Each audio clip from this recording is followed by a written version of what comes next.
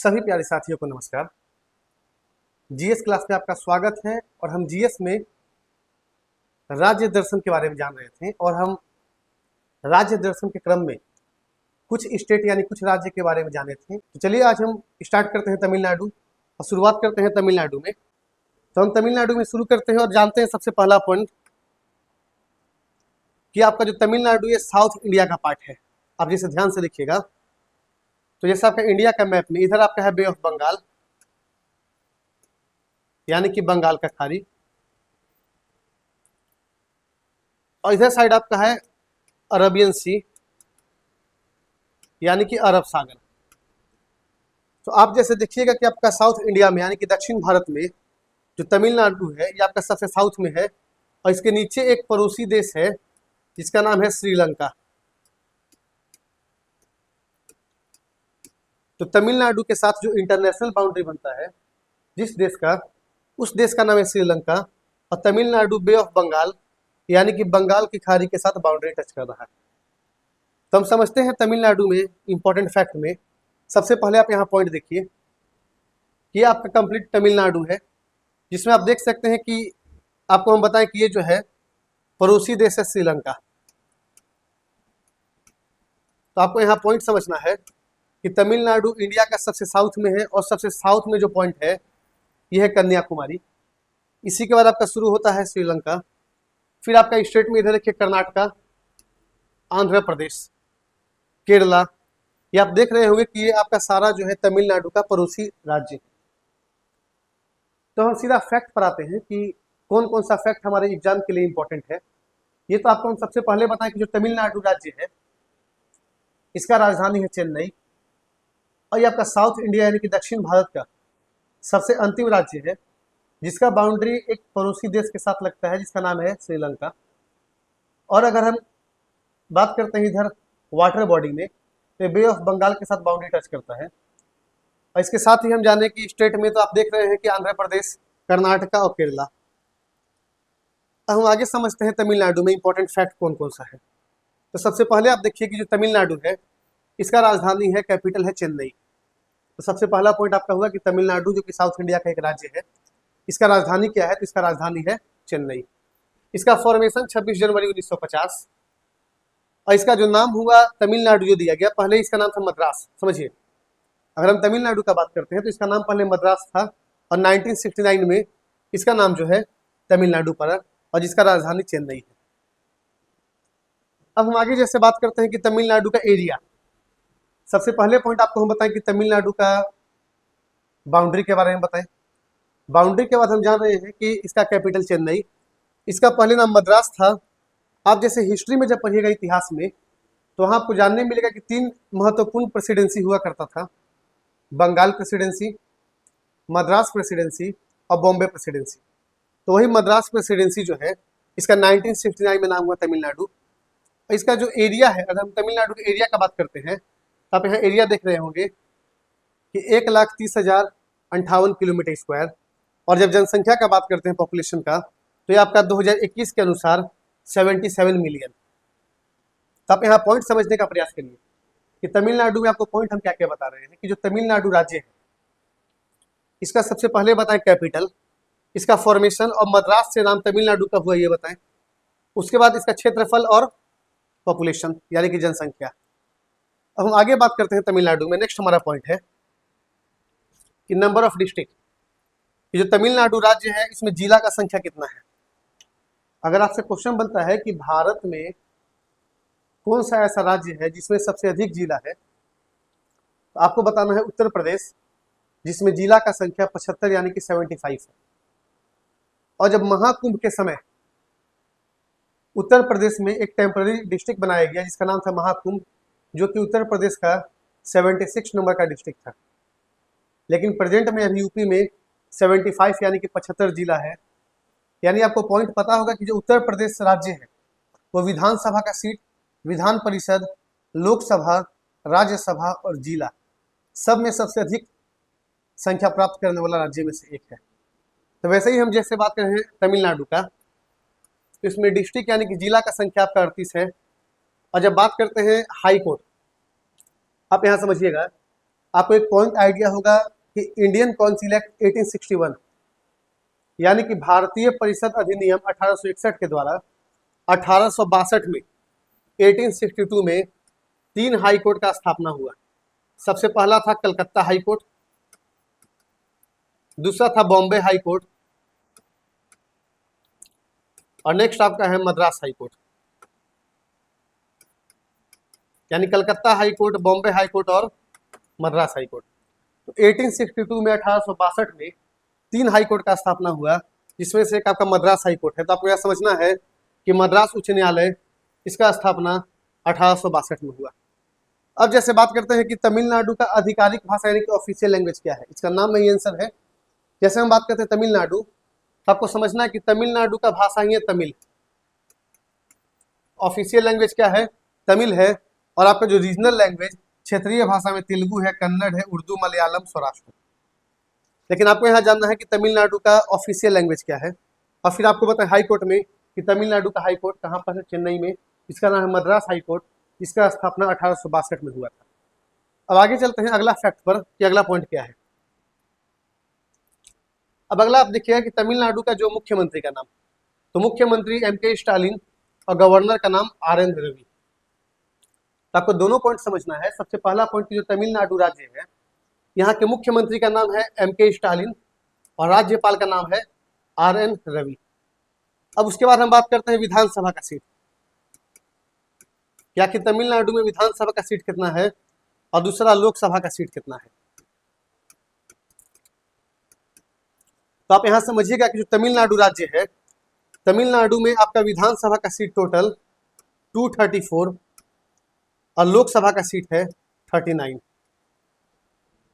तो यहाँ आपको आइडिया लग रहा होगा। सबसे पहले हम बताएं कि तमिलनाडु राज्य में मुख्यमंत्री, तो मुख्यमंत्री का नाम है MK स्टालिन और गवर्नर यानी कि राज्यपाल का नाम है RN रवि। फिर आपको बताएं विधानसभा लोकसभा का सीट, तो विधानसभा का है 234, लोकसभा का है 39। उसके बाद हम बात करते हैं राज्यसभा का, तो 18।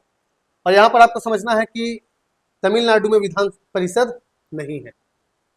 अब आगे हम जब बात करते हैं अगला पॉइंट में, तो नेक्स्ट हमारा पॉइंट समझिएगा तमिलनाडु का लिटरेसी रेट। लिटरेसी रेट कहने का मतलब साक्षरता दर। तो तमिलनाडु का लिटरेसी रेट है 80.09%, यानी कि 2011 की जनगणना के अनुसार। समझिएगा, जैसे अभी आपको पता है कि रिसेंट में अभी जनगणना के बारे में भारत के तत्कालीन गृह मंत्री अमित शाह जी ने यह घोषणा कर दिया है कि भारत में 16th नंबर का जनगणना का शुरुआत होगा। 16वीं जनगणना और स्वतंत्र भारत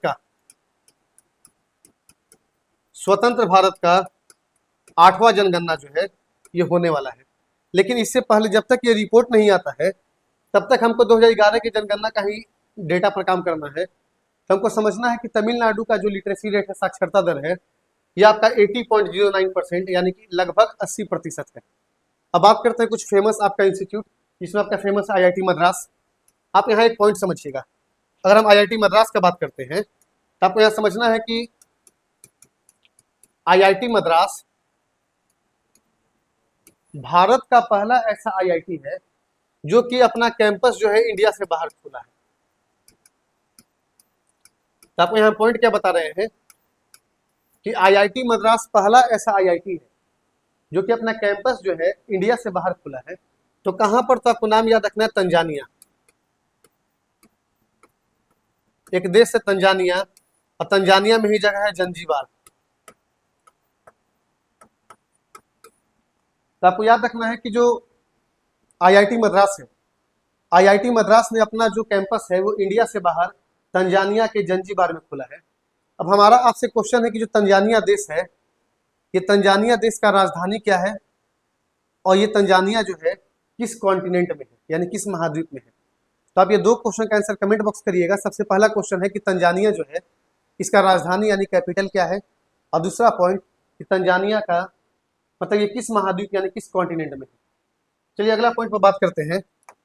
आपको हम बता रहे हैं कि यहाँ का फेमस आपका एजुकेशनल इंस्टीट्यूट में, जैसे आपको पहले बताएं IIT मद्रास, उसी तरह से Anna university, Annamalai university, Tamil Nadu agriculture university, फिर आपका NIT ट्रिची, फिर आपका इंडियन मैरीटाइम यूनिवर्सिटी। तो आपको समझना है कि तमिलनाडु में आपको कुछ एजुकेशन इंस्टीट्यूट है जिसमें आपका फेमस आपका एक आपका है आईआईटी मद्रास और दूसरा है आपका एनआईटी त्रिची। अब अगले पॉइंट पर जब हम बात करते हैं तो हमारा अगला सेगमेंट समझिएगा। हम जब यहाँ बात करें रिवर, यानी कि तमिलनाडु में, समझिए तमिलनाडु में कौन कौन सा फेमस रिवर है, लेकिन आपको अभी इतना रिवर का नाम जान लीजिए और डैम का नाम जान लीजिए, लेकिन आप जब रिवर टॉपिक अलग से जानिएगा तो वहां पर आपको ट्रिब्यूटरी यानी कि नदी का सहायक नदी का नाम जानना है। तो हम यहाँ जैसे बात कर रहे हैं कि तमिलनाडु में कौन कौन सा रिवर, तो सबसे पहले आपको जानना है कावेरी, वैगई, थामिराबरानी, पल्लार, भवानी। ये आपको हम बता रहे हैं कि तमिलनाडु का जो महत्वपूर्ण नदी है। सबसे पहले आपको जानना है कावेरी, जैसे आपका है पहले कावेरी, वैगई, थामिराबरानी, पल्लार और भवानी जो है ये नदियां तमिलनाडु से बहती है। अब जब बात करते हैं डैम का, तो डैम में आप समझिए सबसे पहला आपका है मैटूर डैम।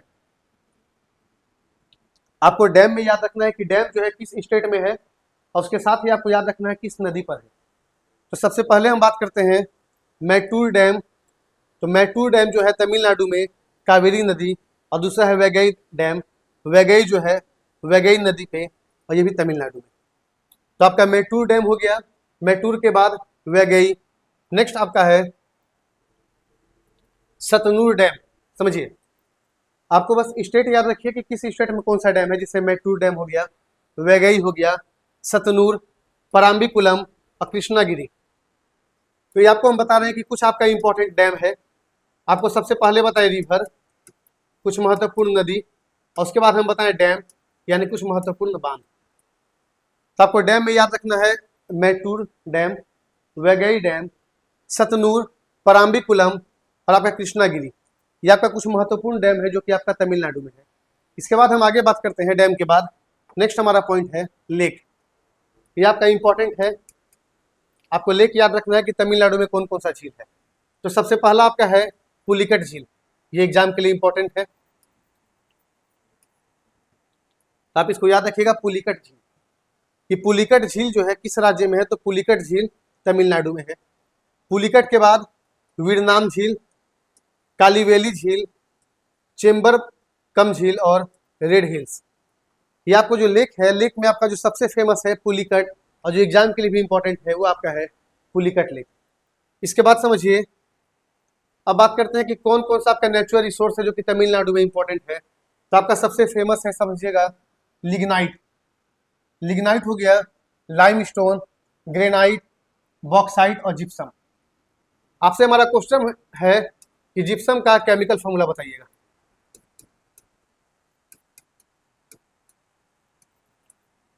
आपसे हम क्वेश्चन क्या पूछे हैं कि जिप्सम जो है, जिप्सम का केमिकल फॉर्मूला आपको बताना है। तो आपको बताया कि नेचुरल रिसोर्स में तमिलनाडु में कौन कौन सा मिलता है, तो लिग्नाइट हो गया, लाइमस्टोन, ग्रेनाइट, बॉक्साइट और जिप्सम। आप जिप्सम का फॉर्मूला जो है इसको आप बताइएगा कि जिप्सम का फॉर्मूला क्या है। और फिर आपसे पूछे थे कि तंजानिया जो है इसका राजधानी क्या है और किस महाद्वीप में है।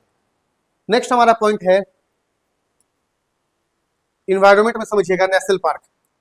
कि तमिलनाडु में कौन कौन सा नेशनल पार्क इंपॉर्टेंट है। सबसे पहले देखिए आपका है मृदुमलाई नेशनल पार्क। आपसे पेपर में क्वेश्चन बनता है कि मृदुमलाई नेशनल पार्क जो है किस राज्य में है। तो मृदुमलाई, मुकुर्थी, गुंडी नेशनल पार्क, मन्नार की खाड़ी, सत्यमंगलम। समझिए यहाँ पर जैसे आपको बता रहे हैं जो इंपॉर्टेंट नेशनल पार्क है जिससे एग्जाम में ज्यादा क्वेश्चन बनता है, सबसे पहले आप ध्यान दीजिएगा सत्यमंगलम। तो यहाँ आपसे क्वेश्चन पूछता है कि सत्यमंगलम टाइगर रिजर्व किस राज्य में है। तो आप बताइएगा कि सत्यमंगलम जो है तमिलनाडु। तो ऐसे आपको बताएं सत्यमंगलम, मन्नार की खाड़ी, गुंडी, मुकुर्थी और मृदुमलाई। आप कम से कम दो नाम इंपॉर्टेंट याद रखिएगा, एक आपका है मृदुमलाई और दूसरा आपका है सत्यमंगलम। तो आपको क्या क्या बता रहे हैं, Mudumalai national park, Mukurthi hills national park, Guindy national park, Mannar की खाड़ी और सत्यमंगलम। ये आपका कहाँ पर है, ये तमिलनाडु में है। इसके बाद हम आगे बात करते हैं वाइल्ड लाइफ सेंचुरी। तो आपका वाइल्ड लाइफ सेंचुरी में एक आपका है पॉइंट कलीमरे और दूसरा है वेदांतगल। समझिए इसमें आप पॉइंट कलीमरे को इंपॉर्टेंट करिए। जैसे नेशनल पार्क और टाइगर रिजर्व में दो आपका सबसे ज्यादा महत्वपूर्ण है, एक आपका सत्यमंगलम टाइगर रिजर्व जो कि तमिलनाडु में है, और दूसरा आपका है मृदुमलाई और मुकुर्थी हिल्स। उसी तरह से आपका बता रहे हैं वाइल्ड लाइफ सेंचुरी में पॉइंट कलिमरे वाइल्ड लाइफ सेंचुरी और वेदांतगल बर्ड सेंचुरी, ये तमिलनाडु में है। आपको बार बार रिपीट कर रहे हैं कि आपको जो भी पॉइंट यहाँ बता रहे हैं, चाहे नेशनल पार्क हो, टाइगर रिजर्व या वाइल्ड लाइफ सेंचुरी, ये आपके परीक्षा के लिए महत्वपूर्ण। यहाँ से क्वेश्चन 100% बनना है। यहाँ पे क्वेश्चन कैसे पूछेगा कि सबसे पहले आपसे देता है कि कोई भी एक नाम दे देगा कि सत्यमंगलम टाइगर रिजर्व ये किस राज्य में स्थित है, तो आपको वहाँ पर आंसर बताना है कि सत्यमंगलम कहाँ पर है। उसी तरह से आपसे पूछेगा पॉइंट कलिमरे वेदांतगल बर्ड सेंचुरी कहाँ पर है, तो ये आपको हम बताए हैं वाइल्ड लाइफ सेंचुरी और नेशनल पार्क कि तमिलनाडु में कौन कौन सा नेशनल पार्क है और कौन सा वाइल्ड लाइफ सेंचुरी है।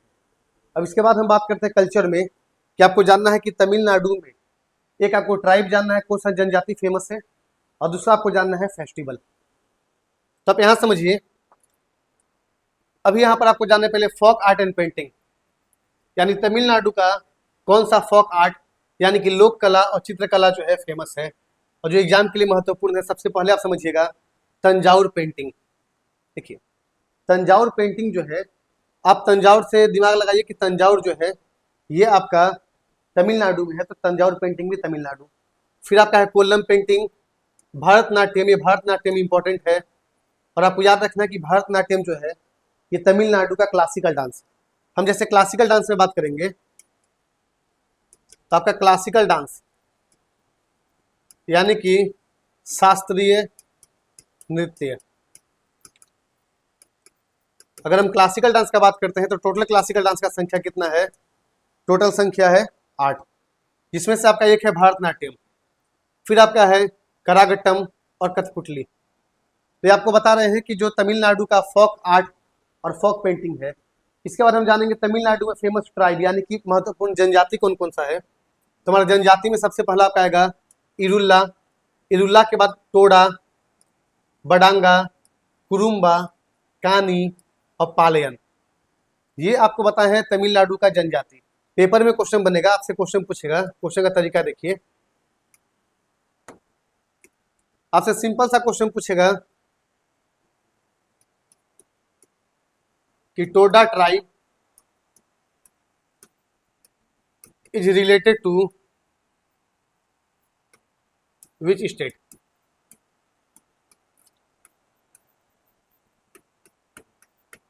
क्वेश्चन समझ रहे हैं कि कोई भी एक ट्राइब का नाम उठा लेगा और आपसे पूछेगा वो ट्राइब जो है किस राज्य से संबंधित है, तो आपको ये ट्राइब का नाम, जनजाति का नाम याद रखना है, इरुल्ला, टोडा, बडांगा, कुरुम्बा, कानी और पालियन।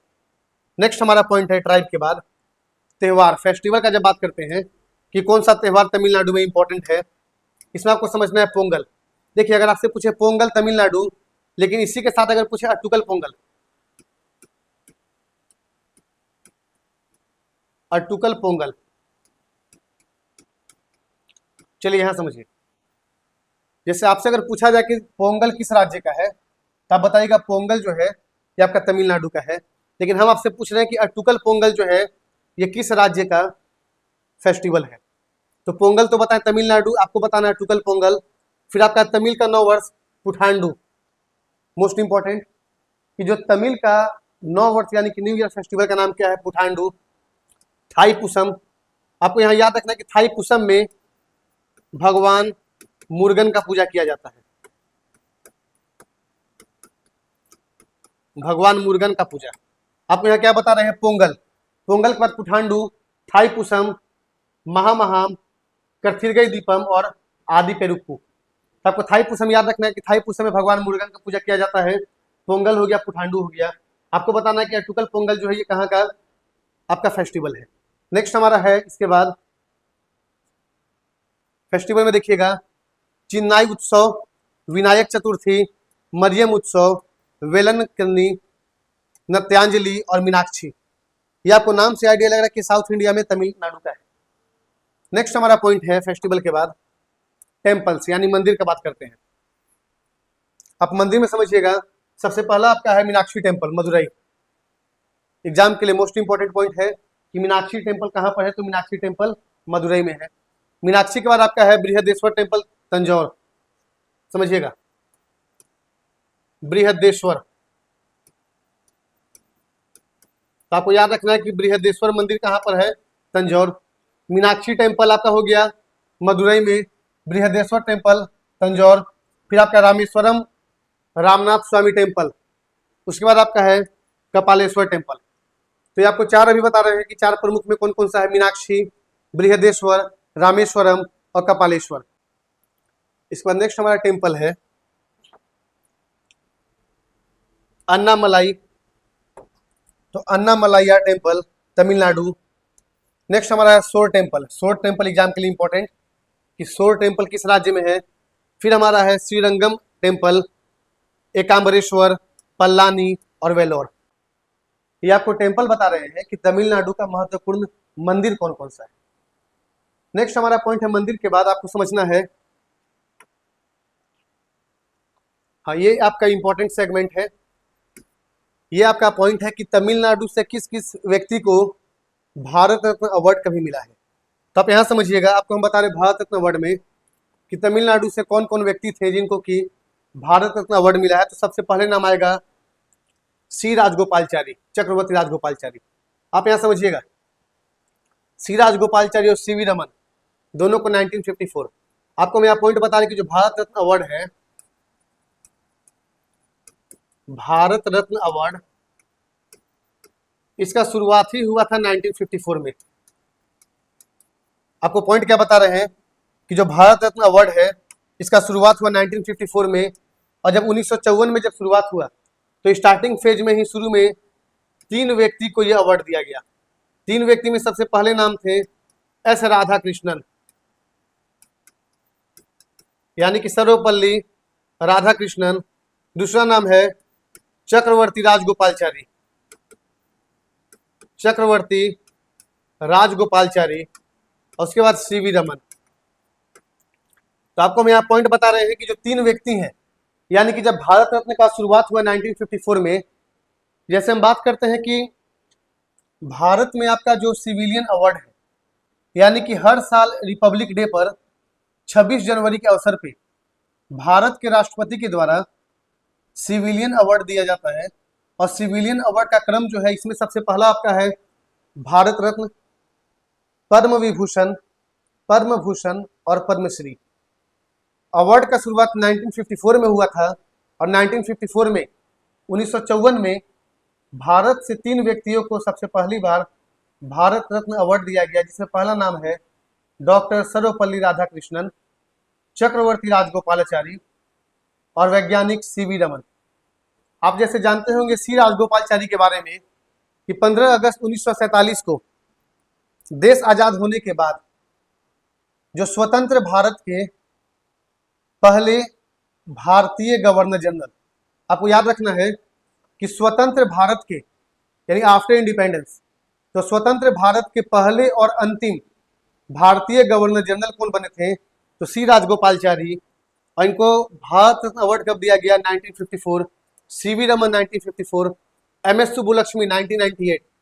आपको याद रखना है एम एस सुब्बुलक्ष्मी का संबंध जो है म्यूजिक से है।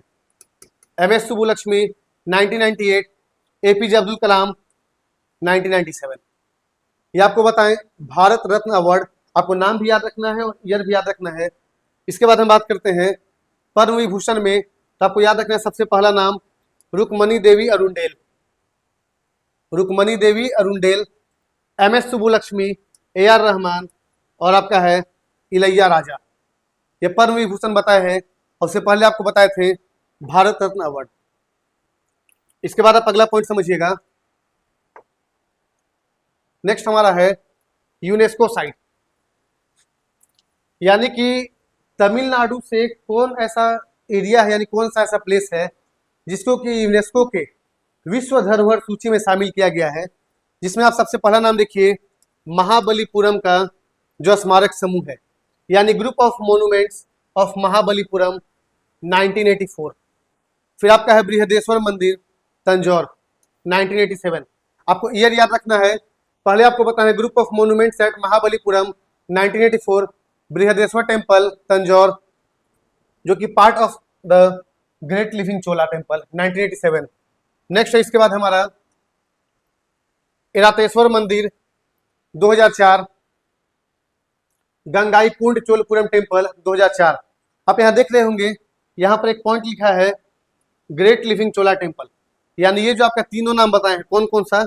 सबसे पहले आपको बताए हैं बृहदेश्वर मंदिर, उससे पहले आपको बताया group of monuments at Mahabalipuram 1984, उसके बाद है बृहदेश्वर मंदिर, बृहदेश्वर के बाद आपका है एरातेश्वर, और नेक्स्ट है उसके बाद आपका गंगाई कुंड। ये तीनों आपका ग्रेट लिविंग चोला का पार्ट है। नेक्स्ट आपका नीलगिरी माउंटेन, तो ये आपका रेलवे का पार्ट है जिसको कि 2005 में यूनेस्को में शामिल किया गया था। ये आपको बताएं कि तमिलनाडु से टोटल 5 ऐसा प्लेस है जिसको कि यूनेस्को के विश्व धरोहर सूची में शामिल किया गया। नेक्स्ट हमारा पॉइंट है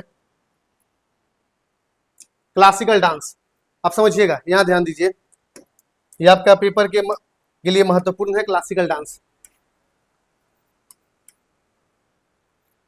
तो आपको यहां समझना है कि जो क्लासिकल डांस है इसका टोटल संख्या है क्लासिकल डांस का 8।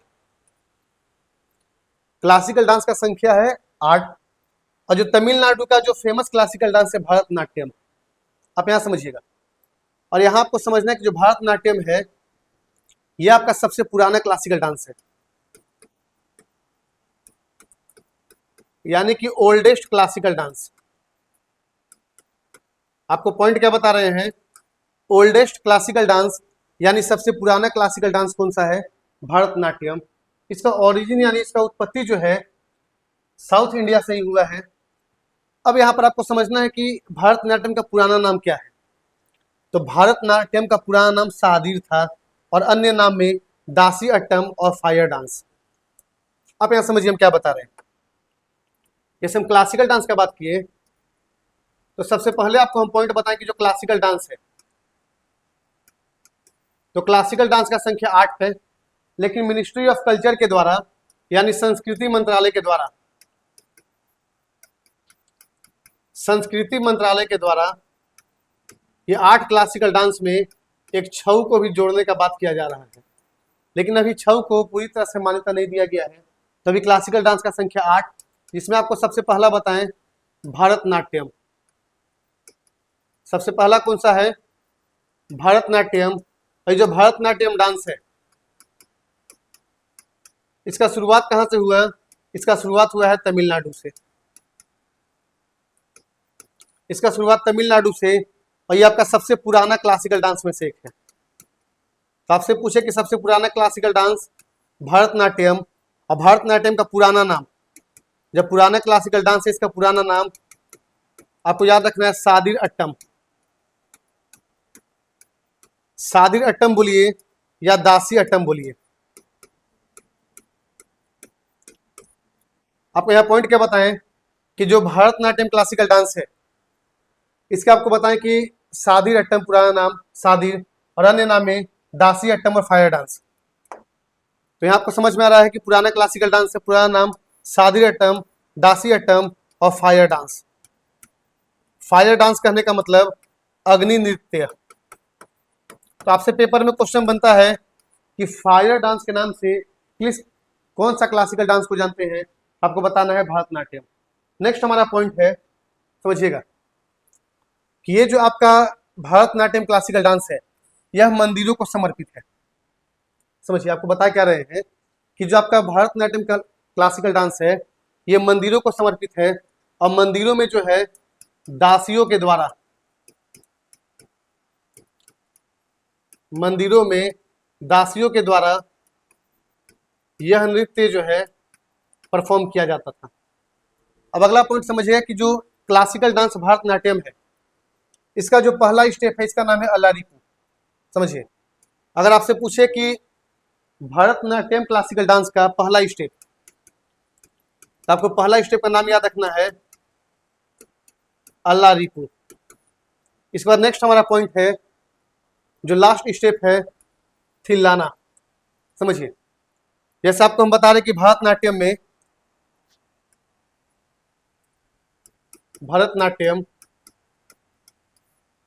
इसका जो फर्स्ट स्टेप है, तो आपसे क्वेश्चन बनता है कि भरतनाट्यम का पहला स्टेप का नाम बताइए। तो पहला स्टेप का नाम है आपका है अल्लारिपू, और जो लास्ट स्टेप है एंड, ये आपका है थिल्लाना। आपको दोनों पॉइंट याद रखना है कि पहला स्टेप अल्लादीपू और लास्ट स्टेप थिल्लाना। इसके बाद आपको बताएं कि जो भारतनाट्यम जो क्लासिकल डांस है, इसमें कौन सा म्यूजिक का प्रयोग किया जाता है, तो कर्नाटक म्यूजिक।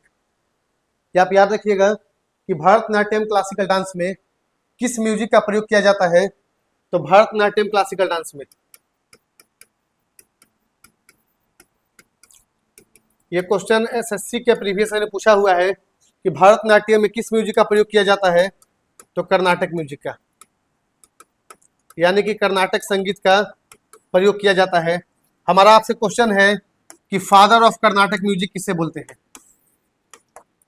आप इसका आंसर कमेंट बॉक्स करिएगा कि फादर ऑफ कर्नाटक म्यूजिक यानी कि कर्नाटक संगीत का जनक किसे बोलते हैं, जिसका प्रयोग भारतनाट्यम क्लासिकल डांस में होता है। और जो भारतनाट्यम डांस है, इसमें जो कविता पाठ किया जाता है उसको बोलते हैं नटुआर। याद रखिएगा, क्या बोलते हैं उसको, कविता पाठ करने वाला को, इसको बोलते हैं नटुआर। और इसमें कर्नाटक म्यूजिक का प्रयोग किया जाता है। अब यहाँ पर अगला पॉइंट समझिए, भारतनाट्यम क्लासिकल डांस के बारे में 2 किताब में इसका जिक्र किया गया है। सबसे पहला किताब का नाम है शिल्पाधिकारम और दूसरा का नाम है अभिनय दर्पण। एग्जाम के लिए मोस्ट इंपॉर्टेंट पॉइंट, और ये 100% पेपर में छपने वाला प्रश्न है कि भारतनाट्यम क्लासिकल डांस में किस म्यूजिक का प्रयोग किया जाता है, कर्नाटक म्यूजिक। इसका जिक्र जो है किस किताब में किया गया है, तो 2 पुरानी किताब है, एक का नाम है शिल्पाधिकारम और दूसरा का नाम है अभिनय दर्पण। तो याद रखिएगा, शिल्पाधिकारम और अभिनय दर्पण। कर्नाटक म्यूजिक, कविता पाठ करने वाले को नटवार बोलते हैं। पहला स्टेप है अल्लादीपू, लास्ट स्टेप है थिल्लाना। अन्य नाम में फायर डांस, सादिर अट्टम, दासी अट्टम। शुरुआत हुआ है साउथ इंडिया से, सबसे पुराना क्लासिकल डांस है। अब अगला पॉइंट आपको समझना है, अब यहाँ पे आपका इंपॉर्टेंट पर्सन, ये क्वेश्चन ज्यादा पूछता है। जैसे आपसे एग्जाम में नाम क्या क्या दे देगा कि टी बाला सरस्वती जो है, टी बाला सरस्वती का संबंध किस क्लासिकल डांस से, तो आपको याद रखना है। जैसे रुक्मणी देवी अरुणडेल, टी बाला सरस्वती, पद्मा सुब्रमण्यम, चित्रा विश्वेश्वरन। आपको नाम क्या क्या बता रहे हैं, रुक्मणी देवी अरुणडेल। आप याद रखिएगा, Rukmini Devi Arundale classical dance Bharatanatyam, T Bala Saraswati, Padma Subrahmanyam, Chitra Visweswaran. Next हमारा है सोनल मान सिंह, अलामेर वल्ली, यामिनी कृष्णमूर्ति। पूछा हुआ क्वेश्चन है, और आपको याद रखना है कि यामिनी कृष्णमूर्ति को पद्म विभूषण अवार्ड मिला है। यामिनी कृष्णमूर्ति इनका रिसेंट में लास्ट ईयर मृत्यु हुआ था, तो आपको ये बताना है कि यामिनी कृष्णमूर्ति को पद्म विभूषण अवार्ड कब मिला। फिर है कुमारी कमला, मालविका साराभाई, फिर आपका है सरोजा वैद्यनाथ। तो यहाँ आपको हम बता रहे हैं कि जो क्लासिकल डांस आपका है भारतनाट्यम, इसमें आपको पर्सन का नाम बताए हैं, सुनिएगा ध्यान से। पहला है रुक्मणी देवी अरुणडेल, तो रुक्मणी देवी अरुणडेल का संबंध है भारतनाट्यम से। टी बाला सरस्वती, पद्मा सुब्रमण्यम, चित्रा विश्वेश्वरन, सोनल मान सिंह, अल्लामेर वल्ली, यामिनी कृष्णमूर्ति, कुमारी कमला, मालविका और आपका सरोजा वैद्यनाथम। तो आप यहां समझिए, आपको जैसे हम बता रहे हैं क्लासिकल डांस में भारतनाट्यम के बारे में, तो आपको हम पॉइंट बताएं कि क्लासिकल डांस का संख्या 8 है, लेकिन मिनिस्ट्री ऑफ कल्चर यानी संस्कृति मंत्रालय के द्वारा छऊ को भी क्लासिकल डांस का दर्जा देने का प्रावधान किया जा रहा है, जिससे अभी तक दिया नहीं गया है। अगर हम बात करते हैं क्लासिकल डांस का संख्या का, तो 8 है, जिसमें आपका सबसे पुराना जो है भारतनाट्यम है। और भारतनाट्यम का शुरुआत जो है साउथ इंडिया यानी कि आपका दक्षिण भारत से हुआ है, और सबसे पुराना डांस में से एक है, जिसका जिक्र जो है 2 किताब में होता है। आपको किताब का नाम याद रखना है, शिल्पाधिकारम और अभिनय दर्पण। भारतनाट्यम में कर्नाटक म्यूजिक का प्रयोग किया जाता है। आपसे हम क्वेश्चन पूछे हैं कि कर्नाटक म्यूजिक का फादर किसे बोलते हैं। जो आपका भारतनाट्यम है, इसमें जो कविता पाठ करता है उसको बोलते हैं नटुआर, और जो परफॉर्म करता है सोलो आर्टिस्ट, इसको बोलते हैं एकाहारे। पहला स्टेप है अल्लादीपू और लास्ट स्टेप है थिल्लाना। इसका अन्य नाम मैं आपको बताएं कि दासी अट्टम, सादिर अट्टम और फायर डांस यानी कि अग्नि नृत्य। जो भारतनाट्यम है, यह डांस जो है मंदिरों को समर्पित है और यह डांस जो है दासियों के द्वारा परफॉर्म किया जाता है। तो आपसे क्वेश्चन पूछता है कि तंजौर के मंदिरों में, तंजौर हो गया, मदुरई हो गया, यानी साउथ इंडिया का आपको नाम दे देगा कि तंजौर या मदुरई के मंदिरों में कौन सा क्लासिकल डांस परफॉर्म किया जाता है, तो आप बताइएगा कौन सा। तो आपके सामने आएगा भरतनाट्यम।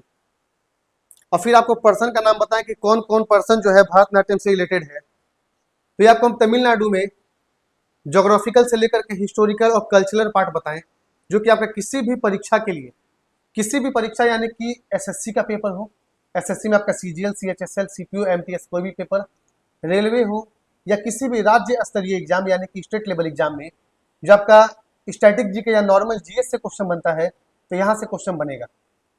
तो आपको बता दे रहे हैं कि आप जैसे स्टेट जीके में आपका जो तमिलनाडु स्टेट है, ये आपका पोर्शन कंप्लीट हुआ।